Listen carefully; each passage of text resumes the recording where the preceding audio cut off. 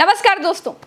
जय संविधान कहने से व्यापारी परिवार में जन्मे स्पीकर ओम बिरला को क्या तकलीफ हो सकती है, लेकिन तकलीफ हुई।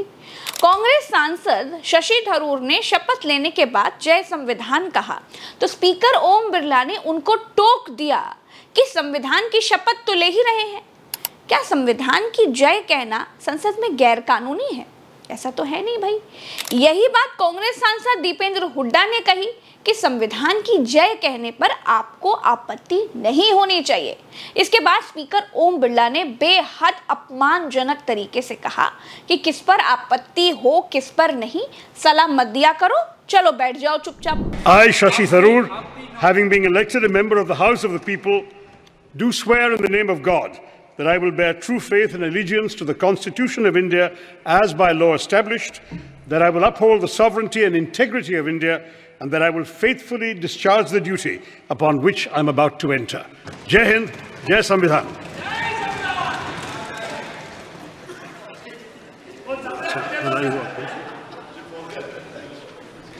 संविधान की शपथ तो ले ही रहे हैं, ये संविधान की शपथ है।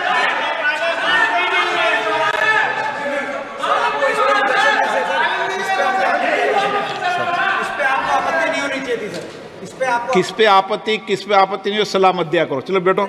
ओम बिरला खुद को मुगैम्बो समझने लगे हैं। उनको ये लगने लगा है कि वो किसी से भी कैसे भी तरीके से बात कर सकते हैं। क्यों? क्योंकि वो स्पीकर हैं। ओम बिरला जी, आपके सेनापति जी भी अभी पिछले साल ही उसी सदन में खड़े होकर खुद को महामानव समझने लगे थे। 400 का नारा लगा रहे थे। जनता ने उनको सरकार चलाने लायक भी सीटें नहीं दी। जुगाड़ की 3 पहिए वाली सरकार चला रहे हैं। अहंकार आपको बिल्कुल शोभा नहीं देता, क्योंकि स्पीकर सबका होता है। आप संसद में सिर्फ सत्ताधारी पार्टी के स्पीकर बने हुए दिखाई दे रहे हैं। कुल मिलाकर ओम बिरला खुद को खुदा समझने लगे हैं। आज आप देखिए कि शशि थरूर के जय संविधान कहने पर किसको इतनी पीड़ा, इनको क्यों होना चाहिए? वहां तो 3 दिन से जय संविधान के जयकारे लग रहे हैं, आज इतनी पीड़ा क्यों हो गई? क्योंकि 2 दिन का उनको असर समझ में आ गया कि जनता के बीच तो असर कर रहा है। ये जो छोटी सी किताबिया, ये जो छोटी सी ओवरडोज मिल गई। उनको लगा कि ये जो छोटी सी किताबिया लेकर हर सांसद चला आ रहा है संविधान की, राहुल गांधी पूरे 1.5 मिनट उसको हाथ में लिए खड़े हैं, तो उनको लगा कि अब बर्दाश्त नहीं होगा संविधान। इसलिए उन्होंने कहा दीपेंद्र हुड्डा से कि क्या आपत्ति लगा रखी है, चुप बैठो। इतनी ज्यादा बदसलूकी हुई और मैं आशंकित हूं मलिक साहब, बहुत जल्दी उनके साथ बदसलूकी विपक्ष की ओर से होने वाली है। आप कोई खुदा नहीं है सदन के, विपक्ष आपको हिंदी में समझा देगा। पप्पू यादव जैसे लोग, दीपेंद्र हुड्डा जैसे, राहुल गांधी तक आप आजकल हिंदी में समझाने की पाठशाला में।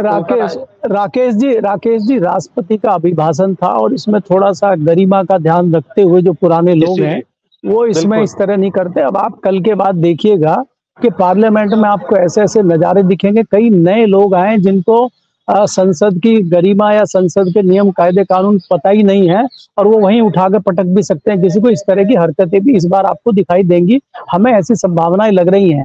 राष्ट्रपति संसद में अभिभाषण के लिए आई, लेकिन इस बार नई चीज देखने को मिली कि आगे आगे सेंगोल चल रहा था, पीछे पीछे राष्ट्रपति द्रौपदी मुर्मू चल रही थी, उनके पीछे महामानव आ रहे थे। सेंगोल क्या है? सेंगोल राजा रजवाड़ों के सत्ता हस्तांतरण का प्रतीक है। सेंगोल के नए नाटक से स्पीकर ओम बिरला को कष्ट नहीं हुआ, लेकिन जय संविधान कहने के बाद वो फूट पड़े। असल में राष्ट्रपति के आगे आगे बाबा साहेब भीमराव अंबेडकर जी का संविधान लेकर चलना चाहिए था, सेंगोल नहीं। जय हिंद, जय संविधान।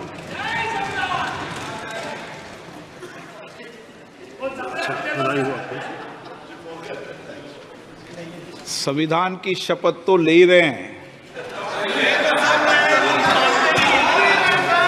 ये संविधान की शपथ है।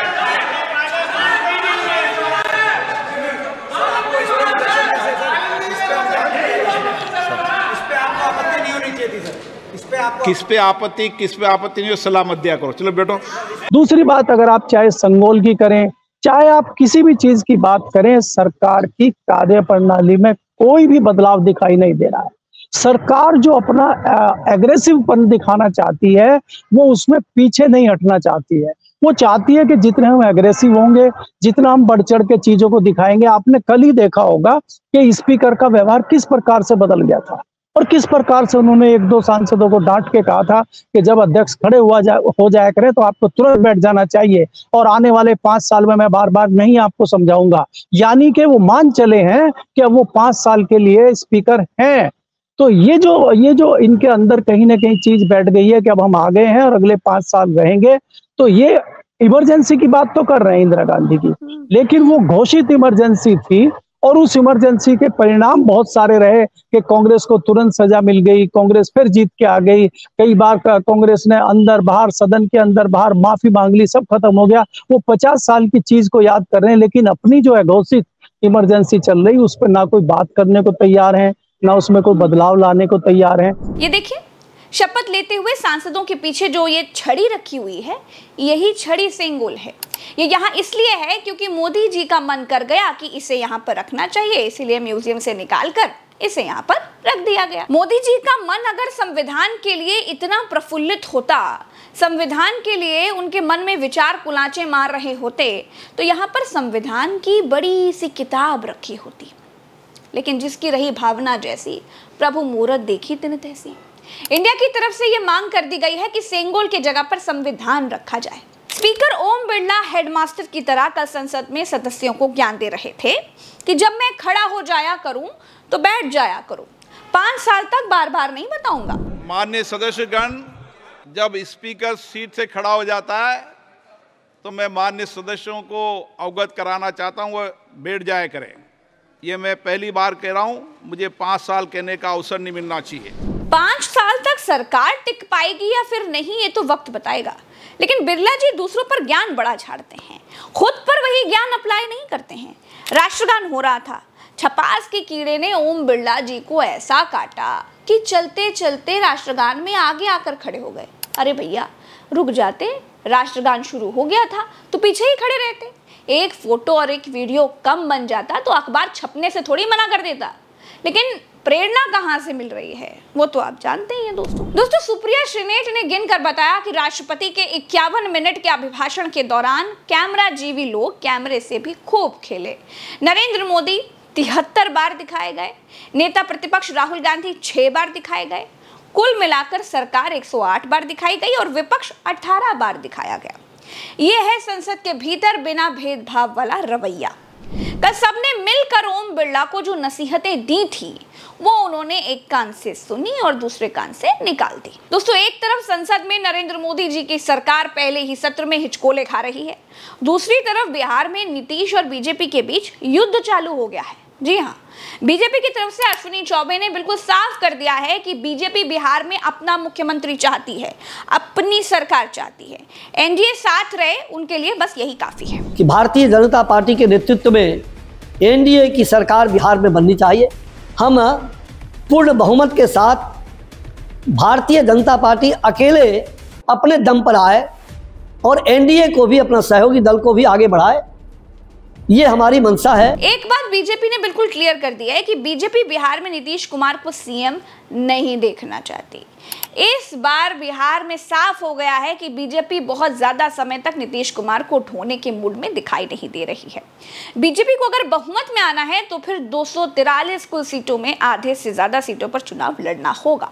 यानी नीतीश कुमार को विधानसभा चुनाव में 100 से भी कम सीटें लड़ने के लिए दी जा सकती हैं।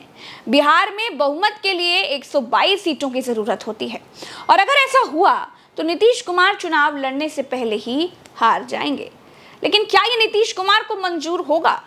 नीतीश कुमार को बिहार ज्यादा प्यारा है या फिर दिल्ली में मोदी जी की सरकार? अब डिसीजन नीतीश कुमार को लेना है।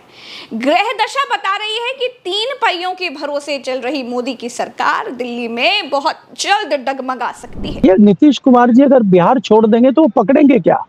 केंद्र में उनको क्या लेना है? और वो केंद्र में अगर आप उनको प्रधानमंत्री भी बनाते हैं उसके बावजूद भी वो बिहार नहीं छोड़ेंगे, क्योंकि उनका मतलब है कि बिहार छोड़ा तो वो बाहर हो जाएंगे बिहार से। और केंद्र का पता नहीं है, भले ही वो इंडिया गठबंधन में प्रधानमंत्री बने लेकिन उसकी गारंटी थोड़ी है कि वो 5 साल रहेंगे। इंडिया गठबंधन भी टूट हो सकती है कल को, तो इसलिए हो सकता है कि इंडिया गठबंधन साल 6 महीने 2 साल रह जाए पीएम, लेकिन वो बिहार किसी हालत में नहीं छोड़ेंगे। और बिहार में नीतीश कुमार को इग्नोर करके कोई भी राजनीतिक दल वहां राजनीति नहीं कर सकता। भारतीय जनता पार्टी ने तमाम शाम दाम दंड भेद सब उठक पुटक करके देख लिया। भारतीय जनता पार्टी कई जगह कामयाब हो गई, चाहे वो उड़ीसा हो, चाहे वो महाराष्ट्र में 3 बार कीचड़ फैलाने का उनका आपने सारा तमाशा देखा है, लेकिन वो बिहार में कुछ नहीं कर पाए बिना नीतीश कुमार के। तो नीतीश कुमार कभी नहीं छोड़ेंगे बिहार को। तो इतनी आसानी से भारतीय जनता पार्टी को बिहार नीतीश कुमार दे देंगे, नहीं, मुझे नहीं लगता। अभी आपको बहुत तमाशा बिहार में देखने को मिलेगा आने वाले समय में। देखिए, मोदी सरकार चलती रहे, इसके लिए भारतीय जनता पार्टी के लिए जरूरी यह है कि स्पीकर उनका है, इसलिए वो अपने एनडीए सहयोगियों के सांसदों को तोड़ ले और 240 के आंकड़ों को बढ़ाकर 172 कर ले, तो मोदी की सरकार खतरे से बाहर आ जाएगी। अब दूसरा सवाल यह है कि क्या नीतीश और नायडू अपनी पार्टी टूटने देने के लिए तैयार हैं? मोदी को समर्थन देने वाले दोनों दलों के आगे कुआं है, पीछे खाई है। अभी के लिए इतना ही, चलते हैं। राम राम, दुआ सलाम, जय हिंद। चैनल को सब्सक्राइब जरूर कीजिएगा।